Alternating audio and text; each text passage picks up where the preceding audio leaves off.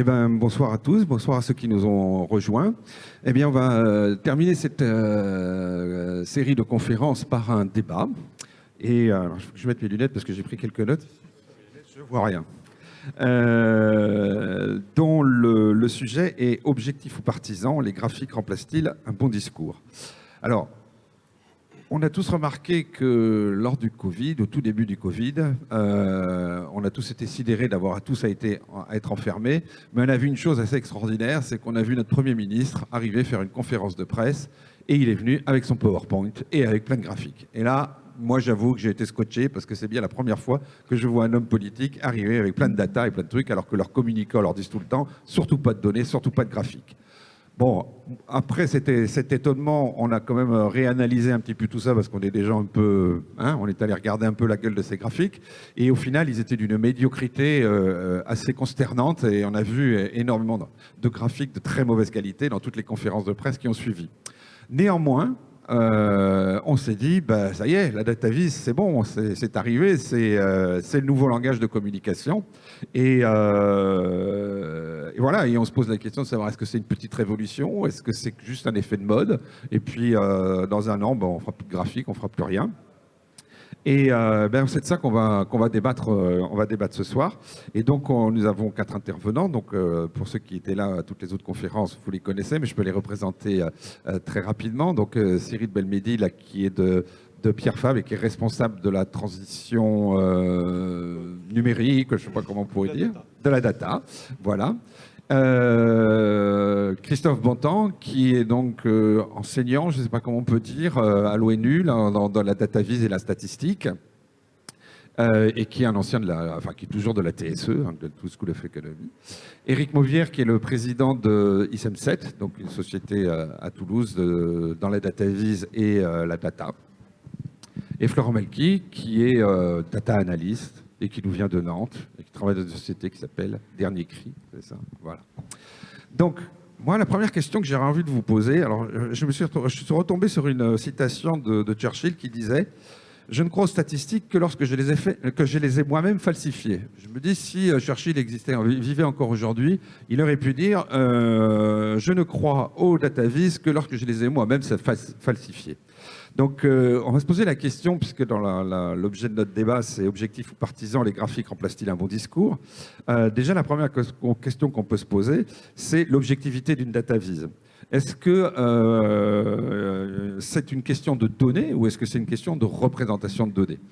Typiquement, on peut tout à fait prendre un jeu de données, tout ce qu'il y a de plus objectif et clair, et faire la plus mauvaise des data vises.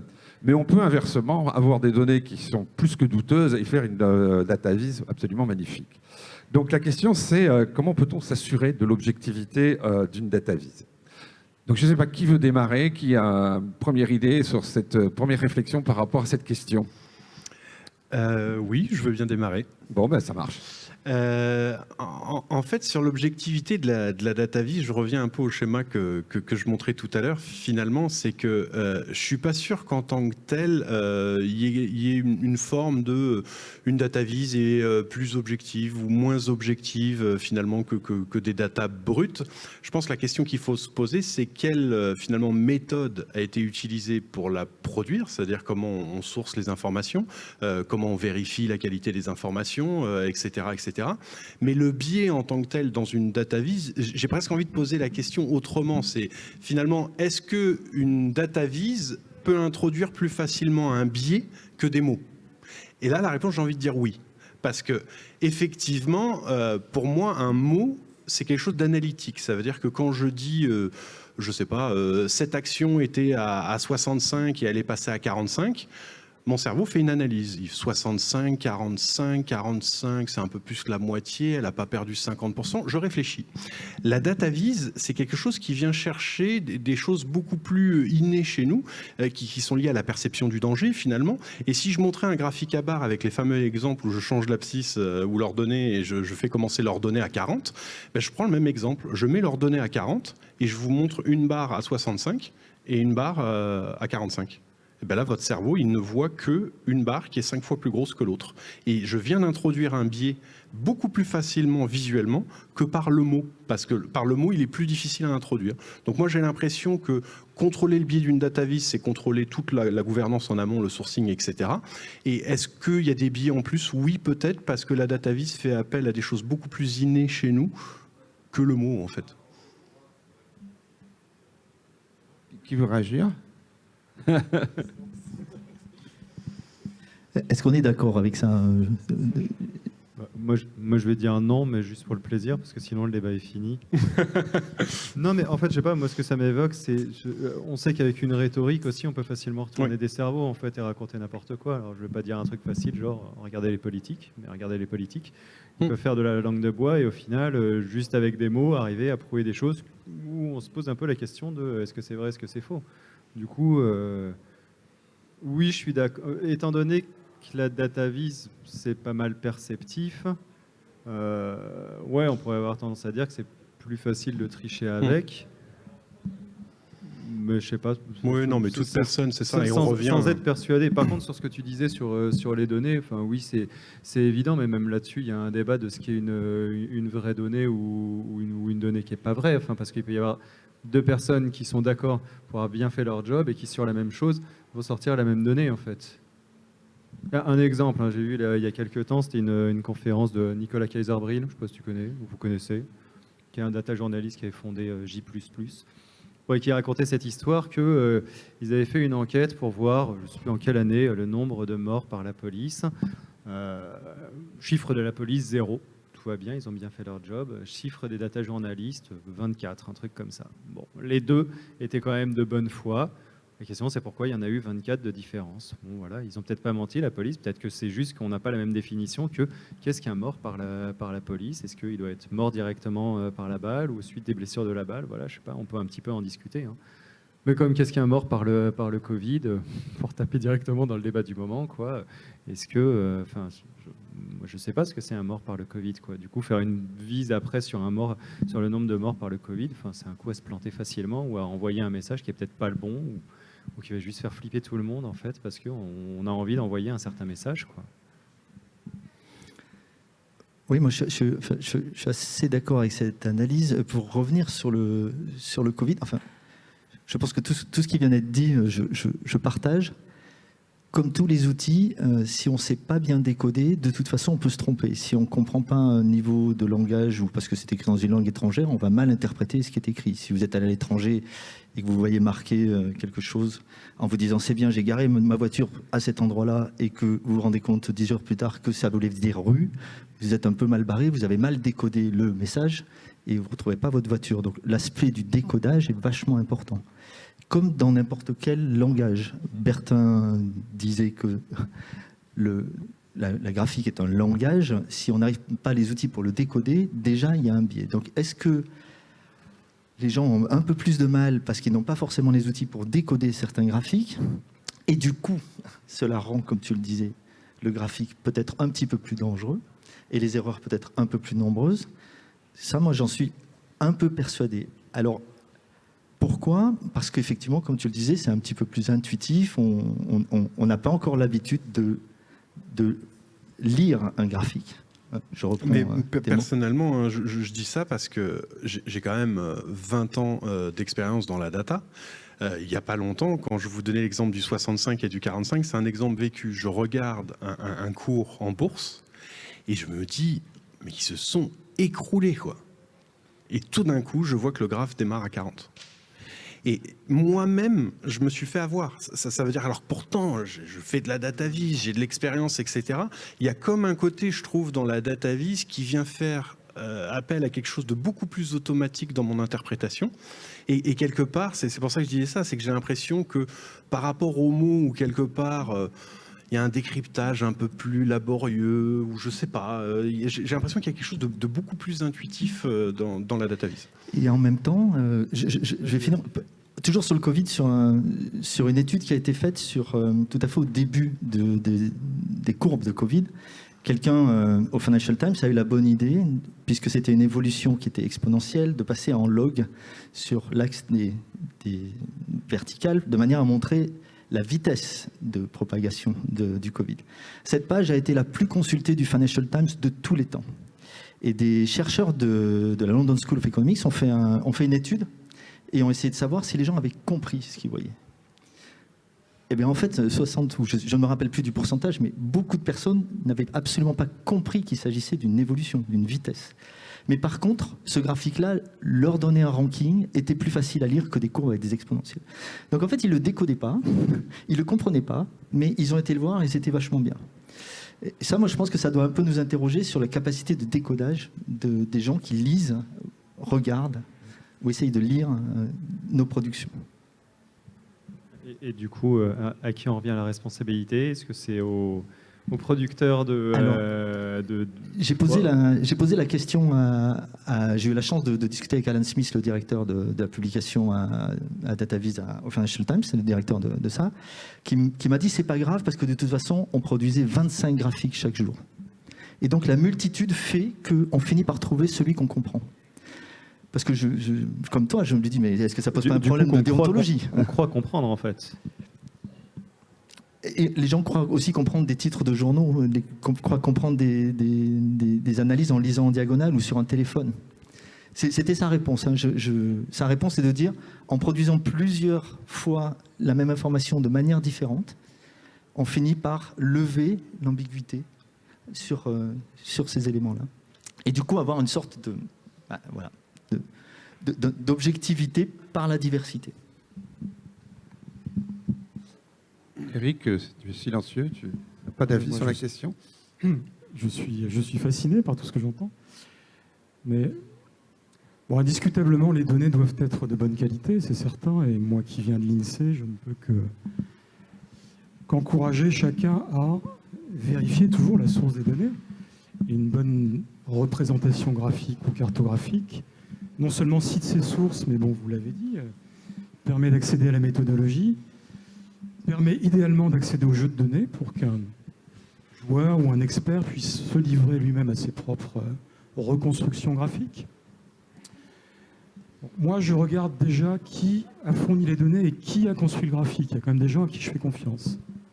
C'est sûr que si c'est le New York Times, si c'est l'INSEE, si c'est un institut de recherche, dont on connaît l'éthique et la déontologie, parce qu'il y a des principes éthiques au sein de la profession statistique et même journalistique, c'est évidemment quelque chose à quoi je me fie.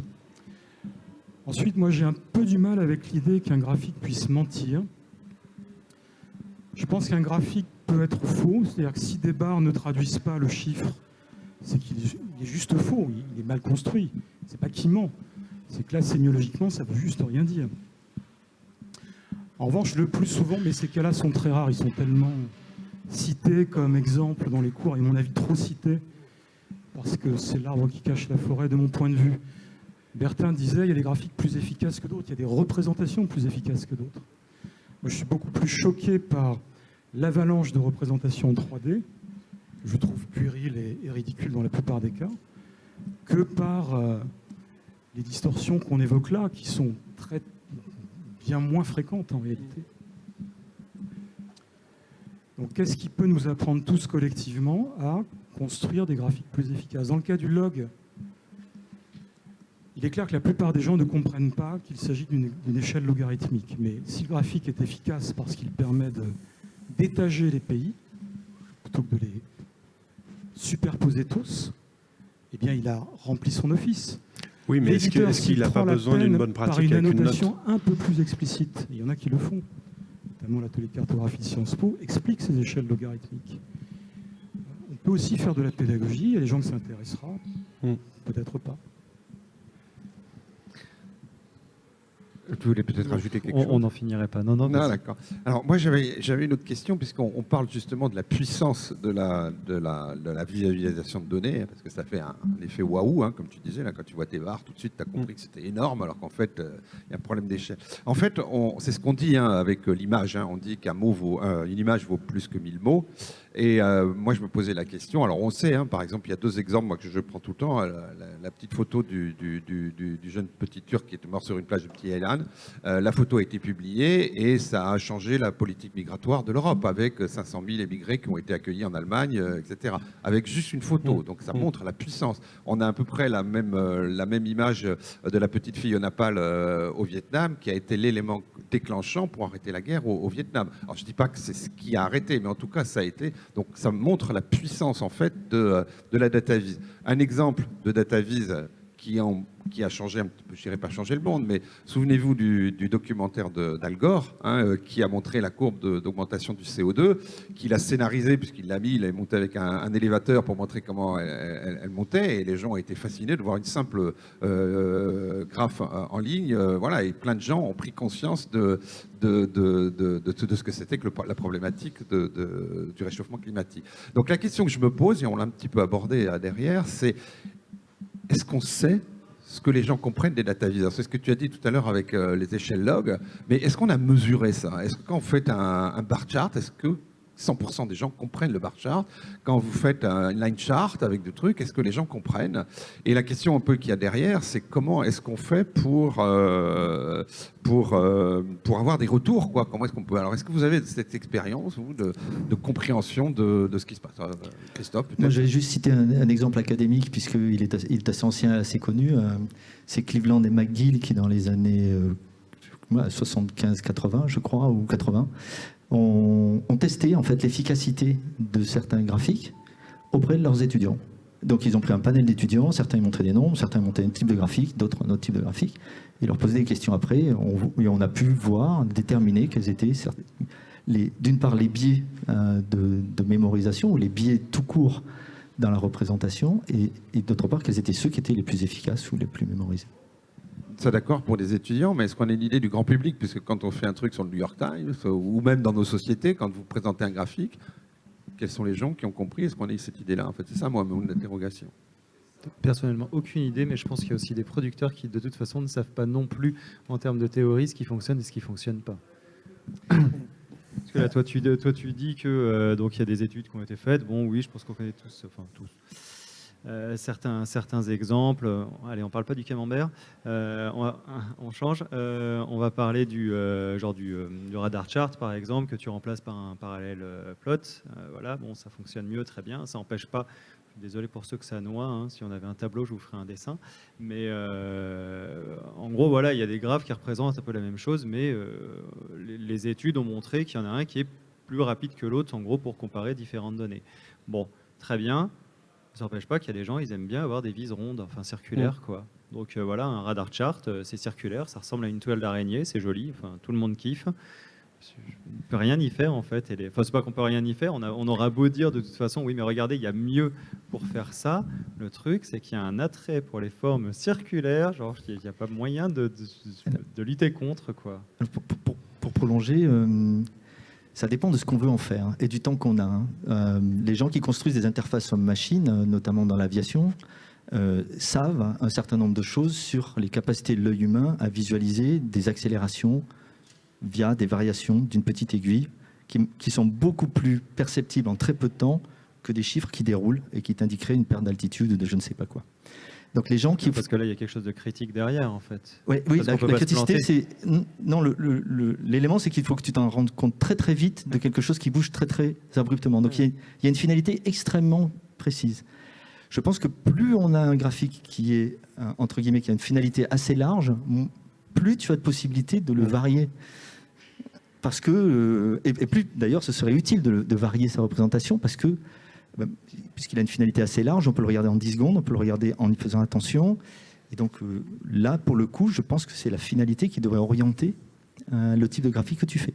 Typiquement sur le web, sur un téléphone, une affiche A3 ou dans une salle de classe, je pense qu'il ne faudrait pas faire le même type de graphique avec les mêmes données.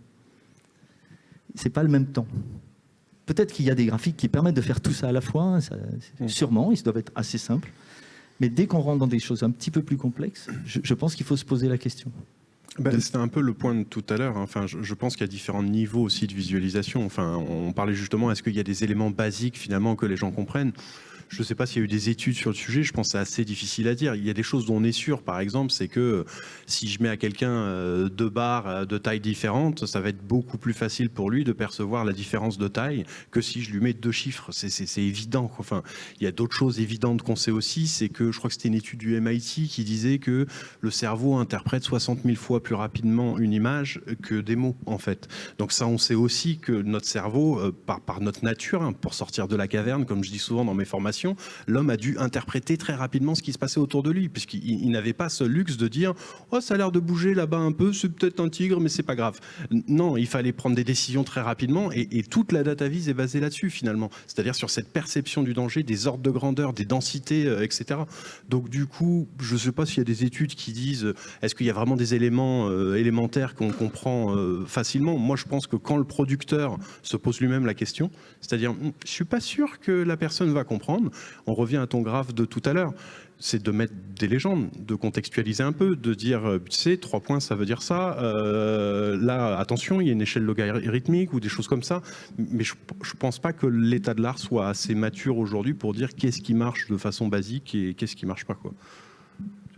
Je ne suis pas 100% sûr là-dessus, mais je pense que Christophe saurait mieux que moi là-dessus, sur la théorie. Non, par contre, moi, là où ça me fait me questionner, c'est en fait, du coup, sur plus le but de la data vise et le message qu'on veut faire passer derrière. Moi, c'est ce que je donne des cours aussi à des étudiants et je leur dis, voilà, votre data vise doit suivre à un moment un message. Qu'est-ce que vous voulez faire passer? Et peut-être que là-dessus, du coup, c'est bien, c'est pour contredire ce que j'ai dit avant, un parallèle plot, c'est bien, dans la théorie, ça fonctionne mieux pour comparer des données, mais peut-être que le radar chart, il est plus engageant, en fait. Et du coup, s'il est plus engageant, les gens vont peut-être, enfin le public, on va dire, va peut-être plus s'intéresser du coup à ça et vouloir aller explorer les données. Donc, in fine, ça en fait une vis qui est meilleure. Ça dépend juste de quoi on parle quand on dit meilleur. Alors, il y a aussi, je peux me permettre, il y a aussi une habitude, c'est-à-dire qu'on a, je me souviens d'une grande société qui vendait du multimédia, des choses comme ça, qui faisait des articles techniques tous les mois, là, je ne citerai pas, et qui faisait ces articles avec des radars. Donc on s'était habitué pendant 20 ans à voir le comparatif de la chaîne IFI machin, du truc avec ce radar. Et finalement, bon, on l'a démontré, hein, et je crois que Christophe, tu avais fait un meet-up justement pour le montrer tout le bien que tu pensais des radar plots. Et finalement, les gens s'étaient habitués à ça. C'est-à-dire que même s'il était mauvais, on s'est habitué. Et changer finalement vers quelque chose, peut-être pour des parallèles plots qui étaient beaucoup mieux. Mais du coup, comme on est habitué, ben, on a du mal, on résiste un peu au changement. Et finalement, on reste englué dans des graphiques qui ne sont pas bons finalement. J'ai quand même l'impression que les radar charts ont disparu de la circulation. Hein. Grosso modo, moi j'en vois plus dans la presse. Non, on m'en demande encore. Grand bien te fasse de ne plus en voir. Mais je les trouve très inefficaces. On pourra t'en montrer ce soir tout à l'heure. Oula. Non, je voudrais juste compléter, tant que j'ai le micro. Christophe, tu as cité une étude académique. J'en ai rapidement cité une autre là, de Michel Borkin tout à l'heure. Il est suivi des mouvements oculaires, donc il y a des méthodes pour analyser à la fois ce qui se passe quand les gens découvrent un schéma, un diagramme, une data vise au sens large. Quelques minutes après, donc en général ils scannent, quelques minutes après on peut leur demander de revoir l'image et on va distinguer les situations où ils vont tout de suite au centre de l'image, ce qui est le signe qu'ils l'ont déjà décodé et imprimé dans leur mémoire, ou est-ce qu'ils continuent à la scanner parce que quelque chose n'est pas rentré. Et la dernière séquence de l'expérimentation, c'est de les faire verbaliser sur ce qu'ils ont effectivement retenu de l'image. Donc, il existe des méthodologies de chercheurs pour évaluer l'efficacité d'une data vise. Est-ce qu'elles sont largement utilisées? Je ne sais pas.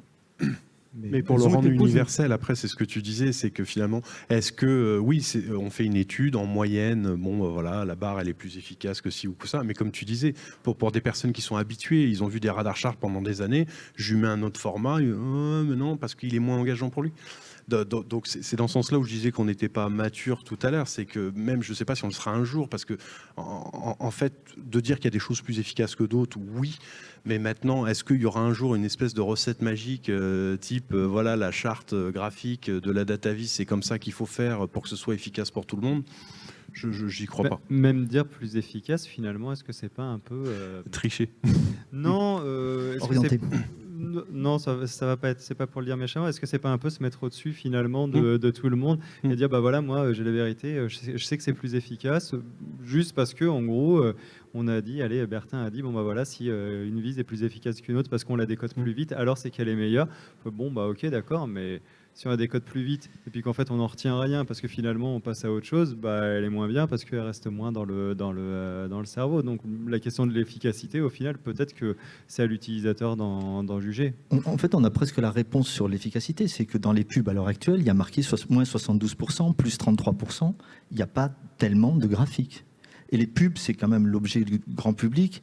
Si les gens se payent une minute de pub en marquant 78% de je sais pas quoi, s'ils continuent avec ça, c'est que quelque part, ils n'ont pas trouvé mieux, quoi. Oui, c'est vrai qu'il n'y a pas beaucoup de publicité avec des graphiques. Il y en a quelques-unes, mais il n'y en a pas beaucoup. Donc ça m'amène à aborder un autre sujet qui est le problème de la formation, parce que finalement, c'est un peu ça, hein, tu nous en as parlé, Cyril, tout à l'heure. Est-ce qu'aujourd'hui, la question que je me pose, est-ce qu'il faut former finalement ceux qui font les data viz et qui vont les présenter aux autres, ou est-ce qu'il faut former ceux qui vont recevoir la data viz? Et puis, suivant le cas, qu'est-ce qu'on pourrait mettre en place, quoi? Qu'est-ce que vous avez comme expérience par rapport à ça? Qui veut démarrer? Alors moi, je suis intarissable là-dessus. Il faut former tout le monde. Je pense que d'une manière générale, et pas que sur la data viz, aussi sur la data, il faut former les gens. Peut-être même avant de former sur la data viz, il faut former les gens sur la data, sur ce que ça veut dire, sur ce qu'on mesure, sur ce qu'on a choisi de montrer, ce qu'on a choisi de ne pas montrer. Et ça paraît évident comme ça, mais vraiment, je pense que là, c'est super important dans une démocratie de bien utiliser les données et de bien former les gens à comprendre que ce qu'on leur montre n'est qu'une partie d'un phénomène. Parce que là, on rentre vraiment dans des problèmes très très sérieux et qui peuvent être des affrontements sans fin sur mais non, les données montrent que ça. Si on n'a pas la culture pour comprendre quelles données, dans quel contexte elles ont été collectées, ce que tu disais, hein, là, je crois que c'est vraiment grave. Donc, je pense qu'il faut former d'abord à l'utilisation. Et je pense que, Eric, tu vas aussi, toi qui as travaillé à l'INSEE, tu vois bien à quel point la diffusion de données brutes à des gens peut être compliquée, peut être problématique si on ne l'explique pas, si on ne l'accompagne pas d'une explication. Prenez un panier de biens, les gens ne comprennent pas ce que c'est, comment il est formé, avec quelles données, pourquoi ça monte, pourquoi ça descend, etc. C'est très, très compliqué. Donc, je pense que la formation, elle doit se faire déjà pour que les gens puissent, entre guillemets, s'accaparer la source même, les données. Ensuite, évidemment, la visualisation, que les gens puissent assez rapidement se rendre compte que non, ce que je vois n'est pas ce qui est dans les données. C'est ce que je vois sur l'image, c'est pas dans la boîte. Pour les pubs, on a des lois qui nous protègent contre ça. Si vous voyez une image et que c'est pas dans la boîte, vous pouvez porter un recours. Pour les data viz, on n'a pas de recours pour ça, pour l'instant, à ma connaissance. Si quelqu'un montre un graphique et c'est pas du tout ce qu'il y a dans les données, y compris les données qu'il a pu sélectionner lui-même, il n'y a pas de recours. Il n'y a pas, à l'heure actuelle, de diffamation, entre guillemets, pour présentation mensongère. Donc, il faut former absolument tout le monde. Et évidemment, parfois, les gens font aussi des erreurs. Et donc, il faut former les gens qui vont ensuite, qui ont des responsabilités, soit électives, soit médiatiques, soit de décision. Tu as montré des exemples de décisions prises sur la base de mauvaises interprétations de graphiques. Et je pense que là, il y a un vrai gros sujet. Pour positiver, je compléterai par un sentiment personnel qui est que les data journalistes en France, c'est-à-dire les gens qui dans les journaux, et c'est devenu un véritable métier, qui s'est autonomisé. Avant, c'était les designers artistiques qui faisaient les infographies et aussi les graphiques statistiques. Maintenant, c'est un métier à part, avec des gens formés à l'open data, au traitement de la donnée, capables de préparer des chaînes des semaines à l'avance, notamment pour préparer les élections, par exemple. Et j'ai le sentiment qu'en France et même partout dans le monde, on a vu émerger une profession de qualité, à la fois de data journaliste globalement éthique. Ça a commencé avec le New York Times, par exemple, dès la fin des années 2000, ça remonte déjà à presque 20 ans. On a aussi une profession de décodeur qui a émergé, c'est-à-dire des gens qui n'hésitent pas à aller exhumer un graphique ou un discours, hein, quelqu'un qui va citer des chiffres qui effectivement sont sans fondement. Donc on a globalement une expertise, une éthique qui se développe. Il est clair qu'à l'opposé, un politique qui, lui, a un message qui lui est favorable à faire passer, n'hésitera pas à mettre des mots qui ne collent pas avec des chiffres qui peut-être sont vrais, parfois sont faux. Le décalage sera plus entre les mots et les graphiques. Mais par contre, j'ai du mal à imaginer un exemple de données exactes dont on dérive, vous l'avez plusieurs fois évoqué cet après-midi, des représentations fausses. Il faut regarder Fox News. Toutes les barres tronquées, par exemple. Et pour moi, ça, c'est un graphique faux qui ne tient pas debout. C'est pas Oui, d'accord. Mais tout le monde n'est pas capable de voir qu'il est faux, en fait. C'est-à-dire que, moi, je disais tout à l'heure, j'ai vu qu'il était faux parce que je suis un professionnel. Je suis sûr que Monsieur Lambda ne va pas vérifier les échelles de ses graphiques à chaque fois qu'il regarde un graphique. Mais c'est là où je te rejoins, c'est que, enfin, moi, sur ce que tu disais, je suis d'accord, il faut former tout le monde. Mais pour le consommateur final, c'est la data, puisque pour moi, la data, c'est un asset, c'est un bien mondial, dans le sens où l'humain n'arrête pas de produire de nouvelles connaissances, etc. Il faut les agréger, il faut comprendre qu'il y a plein de data, qu'à chaque fois qu'on nous montre quelque chose, c'est juste un petit bout, tout ça, je suis d'accord. Mais après, pour moi, la plus grosse emphase, elle se fait aussi beaucoup côté producteur, parce qu'on parlait d'éthique tout à l'heure, de production, etc. Moi, je suis souvent un peu provocateur quand je forme les gens. J'ai beaucoup de gens, quand je les forme, ils me disent « D'accord, mais Cyril, j'aimerais que tu me dises combien de jours il faut que je prévoie de formation de mes utilisateurs au dashboard que j'ai produit ?» Et je les regarde assez provocateurs et je leur dis si tu comptes en jours, c'est que tu as raté le design de ton dashboard. Parce que si on doit expliquer en jours, finalement, et c'est là où je pense que oui, le consommateur final, mais je ne vais pas passer des jours à lui expliquer un graphique. Si je dois passer des jours à lui expliquer comment interpréter un graphique, est-ce que la question n'est pas, est-ce que le graphique, il n'est pas un peu tordu et pas facile à digérer, quoi. Donc, ça dépend quand même un peu de la complexité de ce que tu représentes. Ça dépend de la complexité de ce qu'on représente, c'est ça. Pour moi, plus ce que je représente en visualisation est complexe, plus je suis quasiment obligé d'y rajouter des mots. Mais finalement, ce qu'on dit, c'est qu'il y a un vrai besoin de formation, mais la question que je me pose, c'est que finalement, quand on regarde les cursus, on pourrait, chez les scientifiques, alors évidemment, les scientifiques utilisent beaucoup des graphiques, ils sont peut-être plus habitués, quand on est ingénieur, à manipuler des datas et à les représenter, mais finalement, vous faites de la sociologie, vous allez aussi utiliser des graphiques, vous allez aussi faire tout un tas de choses, et finalement, on n'a pas ça dans les cursus, alors qu'on devrait avoir ça un peu comme on apprend l'anglais, comme on apprend le français, on devrait apprendre la data et la data vise, quoi, quelque part. Et ça, il n'y a pas. Alors, tu l'as dit, hein, Cyril, tu le fais toi en interne, voilà, parce que donc est-ce qu'aujourd'hui il faudrait mettre ça dans tous les cursus scolaires, même depuis le premier âge? Je pense que tu veux dire qu'il faudrait que Toulouse DataVis intervienne dans toutes les écoles de France et pas seulement comme on l'a fait pour le parcours de la laïcité citoyenne. Pas forcément tous les DataVis, parce qu'on n'aurait pas les moyens de faire des choses pareilles, mais globalement que voilà, on a fait effectivement au sein de Toulouse DataVis des interventions vers les collèges pour essayer d'un peu expliquer aux enfants voilà, des choses aussi bêtes que le graphique qui descend à zéro, ils nous regardent avec des gros yeux, ah bah oui, c'est juste que bon, et là ils n'avaient jamais entendu parler de ça, quoi. Et je me dis que finalement, on pourrait enseigner ça un peu, pas comme on enseigne d'autres choses. Et finalement, il n'y a pas de module même d'intervention où ça reste très hétéroclite. De temps en temps, il y a un intervenant qui va venir, etc. Comment est-ce qu'on pourrait faire finalement pour que ce soit plus enseigné de manière presque comme une matière en tant que telle, quoi? Enfin, en fait, je ne suis pas 100% d'accord avec vous. Hein. Je n'ai pas envie d'être d'accord, de toute façon, c'est ce que je disais. Non, mais c'est ce que, en fait, j'ai l'impression que ça va plus loin. Moi, ce que je vois derrière tous ces enjeux, c'est surtout des enjeux d'esprit critique, en fait. Mais actuellement, je veux dire, il n'y a pas d'éducation à l'esprit critique. C'est ça. Et à la science.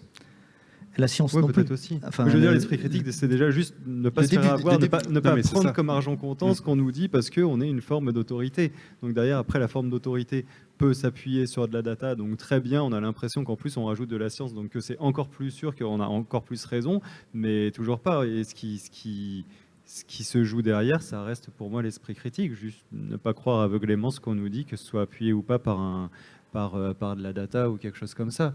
Du coup, moi, ça serait plus... Il faudrait des cours, en fait. Des cours d'esprit critique. Un peu d'esprit critique à l'école, ouais, ça serait bien. Hein, au lieu de faire des cours de sport, excusez-moi. C'est ce qu'il y a pas mal... c'est pour ça que je parle de science, c'est que, justement, pendant le Covid, les gens étaient effarés que les scientifiques ne sachent pas dire si oui ou non il fallait faire ceci ou cela, et si ceci marchait ou pas. C'est bien la preuve que les gens n'ont pas compris ce que c'était la science, quoi. C'est en ce sens-là que je pense qu'il faut faire de la science. Il ne faut pas forcément enseigner les maths et la physique. Il faut enseigner l'esprit critique, la recherche, l'avancée, l'état des connaissances et cette espèce de doute permanent qui est « ok, j'ai compris ça, mais à l'heure actuelle, mais peut-être que dans un autre contexte, ce ne sera pas ça ». Ce qui, à l'heure actuelle, manque vachement. C'est pour ça que je parle de complexité, c'est dont j'ai un peu peur. Hein. C'est qu'à l'heure actuelle, on réduit la complexité pour peut-être parfois des raisons d'efficacité ou de temps. Et donc, on va... Ouais, ou d'approbation générale. Hein. Ouais, et puis je te rejoins, on réduit aussi l'esprit critique. Absolument. Voilà. Donc, il faut faire plus simple. Ah bon. Il faut complexifier et apprendre aux gens à... Je sais, mais justement, c'est parce que comme l'esprit critique, je trouve que... clairement, on vit dans des sociétés où l'esprit critique devient quelque chose de plus complexe. Je sais pas. Je trouve qu'on rentre dans une ère de plus en plus partisane. Je suis pour, je suis contre, je suis les nuances. On vit à une époque où la nuance, je trouve que, alors je me trompe peut-être, hein, parce qu'il faut prendre des plus grandes échelles, mais je trouve que c'est un point clé, l'esprit critique, parce que c'est la base de tout en fait. C'est d'être capable de prendre du recul sur ce qu'on fait. Et donc, on parlait de méthode, on parlait d'éthique. On parlait de critiquer, de ne pas prendre les choses pour argent comptant. Et effectivement, il vaudrait mieux avoir des cours d'esprit critique que d'expliquer des graphes à des gens, finalement. Alors justement, je vais rebondir un peu sur cette remarque. On pourrait tout à fait imaginer qu'effectivement, les choses sont complexes et qu'on a tendance à faire des graphiques assez simples pour dire voilà, c'est bien, c'est pas bien. Et finalement, on pourrait utiliser, parce qu'on en a plein en magasin, là, des graphiques qui peuvent être très compliqués, très complets, où on peut mettre beaucoup d'informations à l'intérieur, et qui montre beaucoup de choses, mais sauf que il faut y passer du temps dessus. Et finalement, ça vient un peu à l'encontre de ce qu'on vient de dire. Et finalement, si on veut mettre des graphiques qui sont très compliqués, ça veut dire qu'il faut qu'on apprenne aux gens à les comprendre, ou en tout cas les amener à les regarder, à vouloir les faire. Et finalement, si vous mettez un graphique un peu complexe, et ben les gens vont regarder ce truc-là, oulala, putain, et pour passer à autre chose, quoi. Et finalement, on pourrait expliquer pas mal de choses de DataVis, de cette complexité à travers des DataVis, qui ne soient pas des discours finalement. Donc c'est un peu contradictoire peut-être un peu avec ce qu'on dit, non ?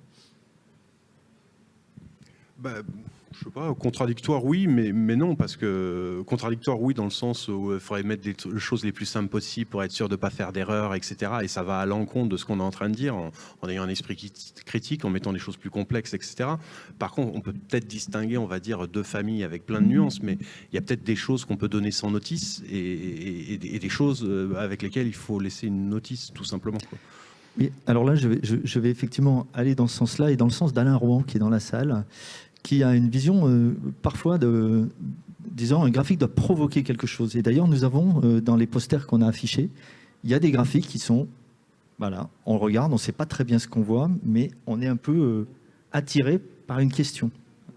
Est-ce que le graphique questionne, me pousser à essayer de trouver une réponse, et finalement, je vais me rendre compte que là, ah oui, là, il y a quelque chose. Là, c'est intéressant, et plus je pose de questions, plus je réponds aux questions, et donc plus j'apprends. C'est aussi une des approches qui est possible. Mais évidemment, il y a plein d'approches. Je pense que, comme toujours, les solutions sont multiples, quoi. On peut mettre un graphique où on ne comprend rien. On peut mettre une photo à laquelle on ne comprend rien. Ça pousse le questionnement. Ce qu'il faut, c'est que derrière, on laisse pas les gens seuls. Voilà, il y a quelque chose. Après, on sait qu'il y a aussi plusieurs manières.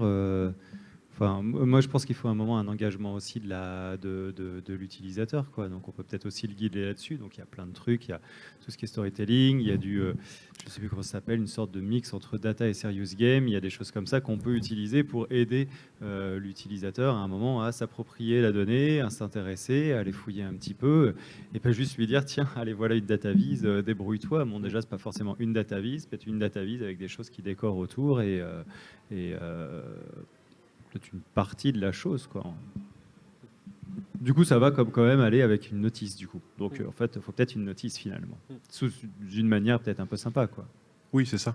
Et on laisse pas Eric parler. Bon. Non, je réfléchissais à la notion d'esprit critique et je pense que Esprit critique, c'est aussi accepter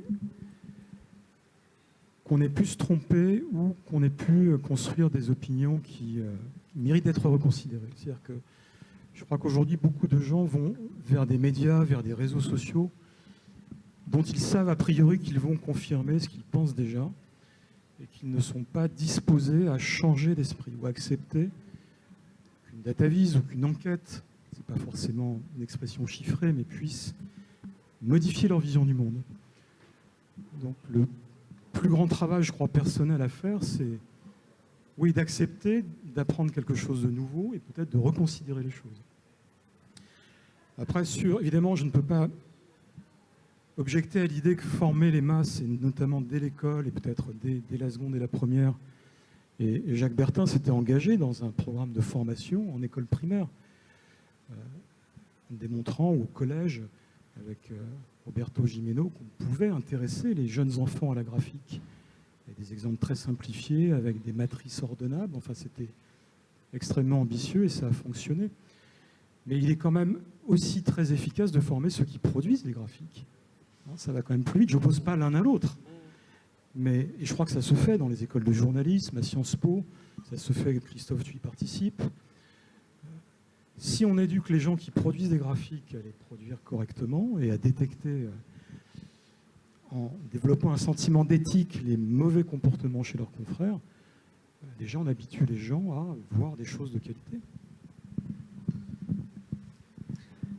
Oui, tu voulais rajouter quelque chose? Non, oui, je me demande toujours comment il faut faire, mais effectivement, je pense que quand on sait faire quelque chose, on comprend mieux comment il marche ensuite. Donc l'éducation, on l'a fait qu'une fois en fait. Si on éduque les gens à produire des graphiques, finalement, quand ils liront des graphiques, comme ils savent comment on les produit, ils sauront les lire. Donc là, peut-être qu'on peut faire deux pierres d'un coup. Et donc peut-être que juste éduquer les gens à lire, ça peut être un peu rébarbatif, un peu donneur de leçons, et que peut-être c'est par l'action, par la production, inciter les gens comme on le fait, comme on le fait tous en fait, en faisant faisant participer des équipes, des étudiants, des gens dans son entreprise à produire des graphiques, on contribue à cet effort-là en amont.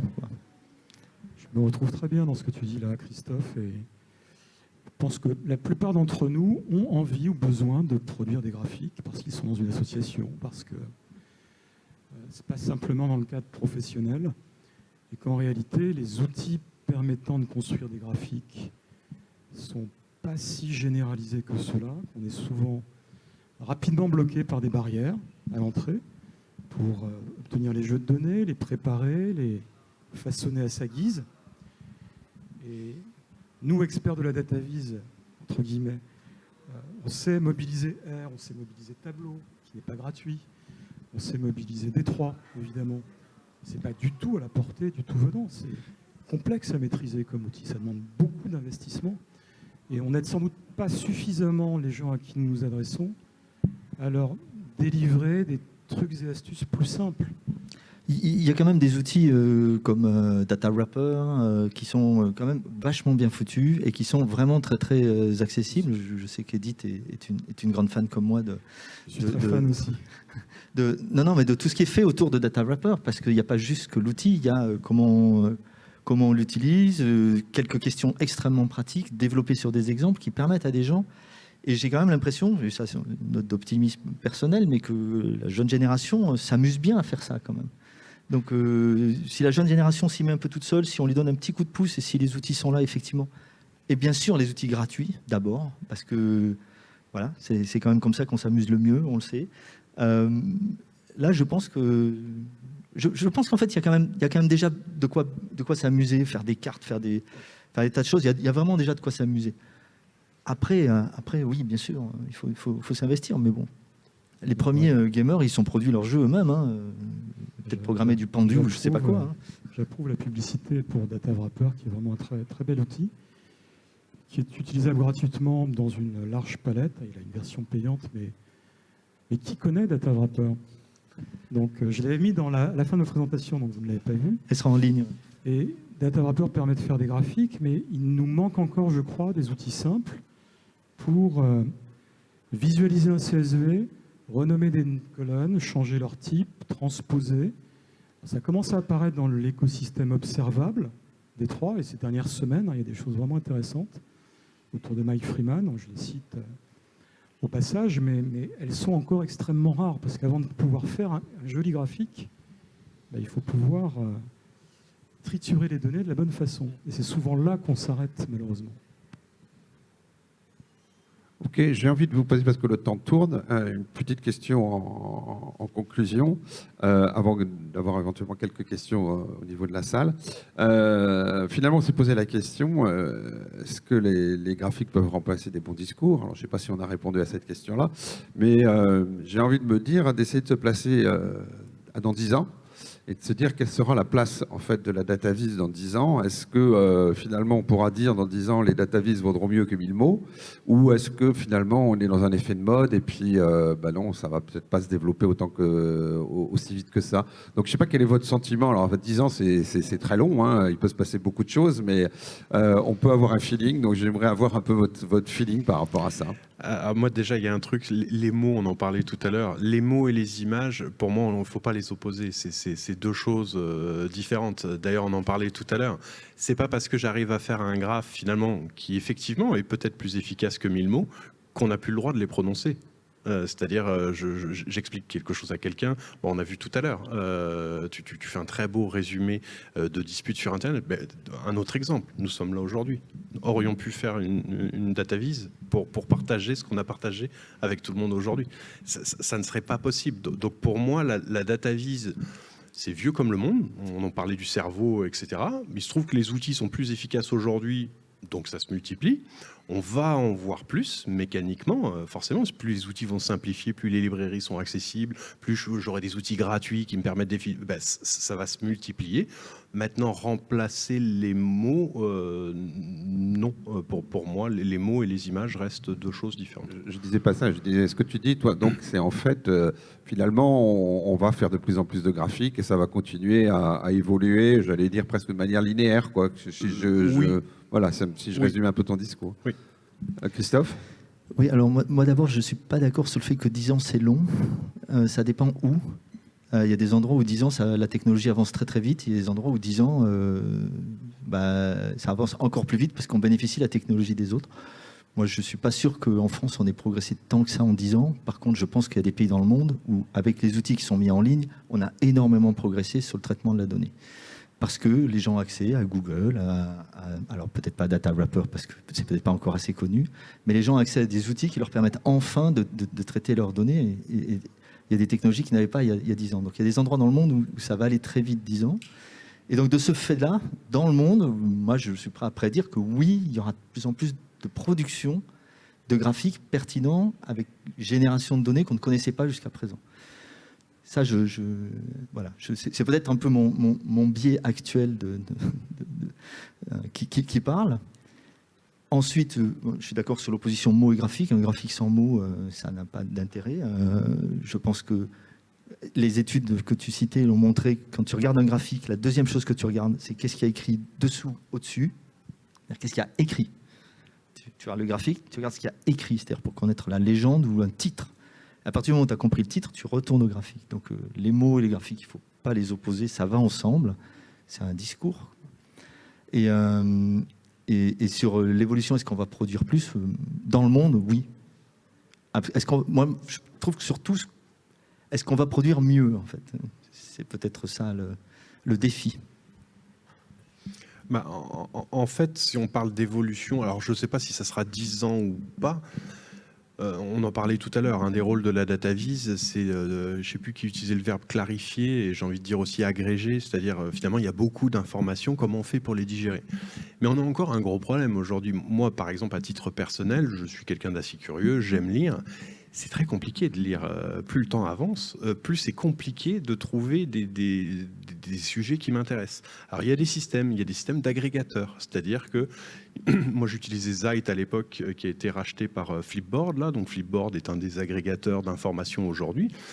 Peut-être que dans la data vis, justement, il y aura des évolutions qui vont nous permettre finalement de mieux appréhender cette masse d'informations qui nous entoure finalement, avec des façons de les digérer, comme tu dis, peut-être plus automatiques, ou de me représenter le monde de façon plus facile finalement.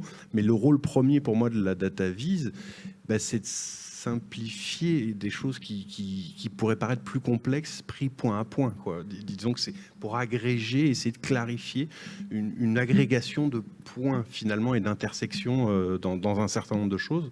Donc peut-être que l'évolution, c'est que la data vise va nous aider dans des sujets beaucoup plus comment je fais pour choisir mes articles que j'ai envie de lire ce matin en prenant mon café. Beau challenge. Moi, pour ma part, franchement, ça dépend des jours. Il y a des fois, je pense que ça n'émergera jamais et qu'il en passera rien, il se passera rien, et ça me désole ces jours-là. Bah ouais. Et pourtant, après, j'y crois dur comme fer. Alors, bon, clairement, en plus, il y a différents objectifs dans ce qu'on appelle vulgairement la data vise. Bon, les dashboards ont plutôt le vent en poupe. Bon, très bien, c'est cool, ça fait déjà ça de prix. Je pense qu'il est possible de faire des recherches un peu exploratoires, même dans le domaine de l'industrie et pas forcément dans la recherche. Donc, c'est bien aussi. Après, tout ce qu'on évoque depuis tout à l'heure, c'est beaucoup, j'ai l'impression, des sujets sociaux, journalistiques et compagnie. Je trouve qu'en France, on est quand même bien à la bourre, quoi. Donc, ça serait bien... Ouais, hein, on est d'accord.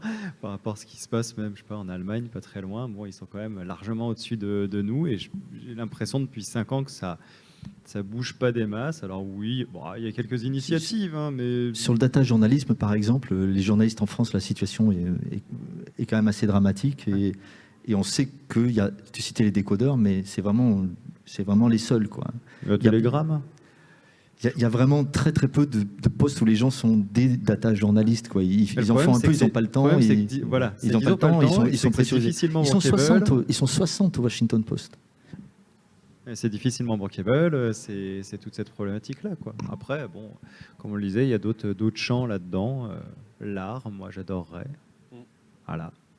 Il y a peut-être des possibilités. Eric, tu avais l'air d'être un peu en désaccord par rapport au propos parfait. de Florian. Non ? Soyons en désaccord. Oui, rien que parce que pour faire plaisir à Florian. Merci. Alors moi, je trouve qu'au contraire, il y a de très bons data journalistes en France. Et Ils sont peu, je suis d'accord, mais ils sont peu. Dans tous les grands journaux, y compris dans les quotidiens régionaux, ils sont peut-être pas 50 partout, mais c'est une profession qui s'est individualisée. Et moi, si j'avais une carrière à refaire, je rêverais d'embrasser cette profession, c'est évident. C'est possible qu'effectivement, ça s'individualise. Je suis nul. Mais aussi bien aux Parisiens qu'à l'Express, qu'au Monde, qu'à Libé, au Figaro. Ils ont tous de très très belles équipes, souvent avec des jeunes motivés. Le mot data vise est à la mode, il est relativement récent, mais la représentation graphique des données, elle a plusieurs siècles derrière nous.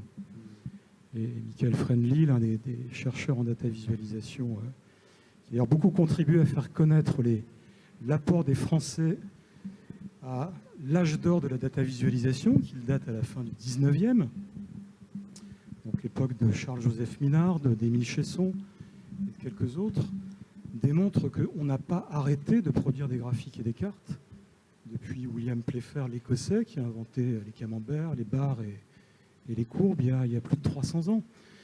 Donc, ce n'est pas un essor de la data vise à laquelle on assiste. Peut-être du mot data vise. Moi, je n'appelais pas ça comme ça il y a 30 ans.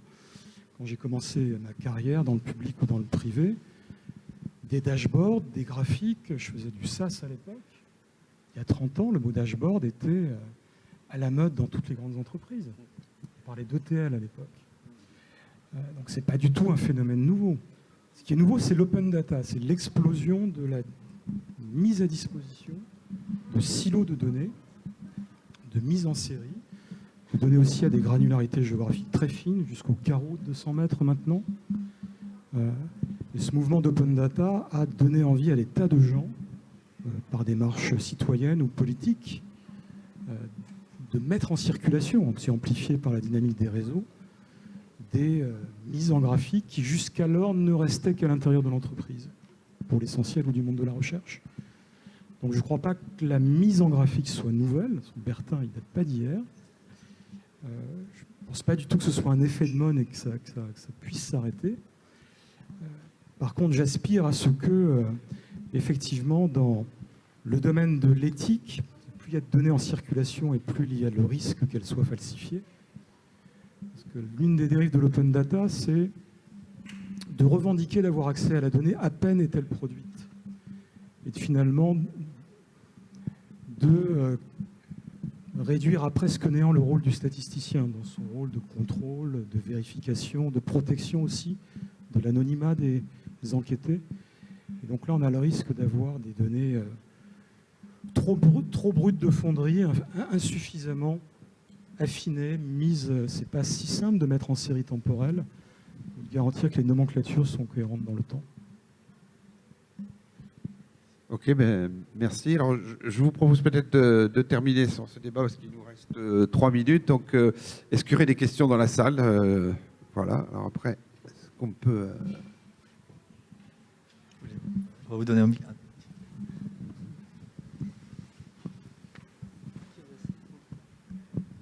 Oui, bonjour. Une question justement sur le datavisme. Il faudrait juste penser à le vulgariser un peu partout, notamment par des conférences dont on entend très peu parler, ne serait-ce que de les mettre en place ici où vous avez un support extraordinaire, en l'occurrence la mêlée numérique, où il se passe quand même énormément d'événements. C'est un endroit que je fréquente très régulièrement et je trouve que s'il y avait quelques conférences là-dessus, ben, ça ouvrirait déjà des portes. Commencez par là. Bah écoutez, je peux que dire que vous avez totalement raison. Donc nous, on est une association donc, toulousaine, Toulouse DataVis, on en a parlé un petit peu cet après-midi. C'est exactement ce qu'on fait à travers des rencontres, ce qu'on appelle des meet-up, hein, donc vous connaissez peut-être, et qui sont justement des lieux où on fait des conférences, où on explique aux gens, c'est gratuit, c'est souvent fait dans des espaces de coworking qui nous accueillent, ou à la cantine. Comment le sait-on ? Alors, sur comment notre le site sait-on? web. Alors, on a un site web, on a même des vidéos qui s'appellent toulouse-dataviz, en un mot, dataviz.fr. Et on a tout un tas de conférences. Alors, il y en a qui sont très techniques. Hein, on parlait d'outils comme D3, des choses qui, pour la plupart des gens, ne sont pas simples. Sont pas forcément simples, mais on a fait, je me souviens, des conférences avec des data journalistes, on a fait venir des entreprises pour nous parler un peu de leur approche de la dataviz, donc on a essayé d'aborder tout ça. Alors effectivement, je suis peut-être un peu d'accord avec vous, sur certains aspects, on a tendance, ça s'adresse plutôt, les gens qui viennent nous voir, plutôt un public, j'allais dire, d'ingénieurs, de gens quand même plutôt bien éduqués, entre guillemets, plutôt que le citoyen lambda qui... C'est ce qui manque. Il y a un Voilà, peu alors ça, par d'entre-soi, contre, ouais, je c'est sais... clair. Hein, Je pense qu'il y a un peu d'entre-soi et que Madame a raison dans Oui. le sens où il faudrait que ça devienne dans ce cas-là une démarche citoyenne. alors, c'est ce qu'on a C'est essayé... exactement ça. C'est ce qu'on a essayé de faire D'accord. avec. On a une action qu'on mène avec le département de la Haute-Garonne à travers un programme de conférences qu'on peut faire dans les collèges. Donc, on propose de faire des conférences dans les collèges. Bon, ça reste dans un cadre très, très précis. Après, on n'a pas d'action, j'allais dire grand public. On ne s'est en tout cas pas posé Et la question de cette cantine manière-là. numérique est un excellent endroit. On va poser la question à Édouard, voir comment on pourrait faire. Mais pour, Edouard, il serait d'accord. Hein. Oh, je suis sûr. Il n'y a pas de problème, je le connais. Il ne va pas dire non. Hein. D'accord. OK. C'est bon, merci. Merci à tous. Merci.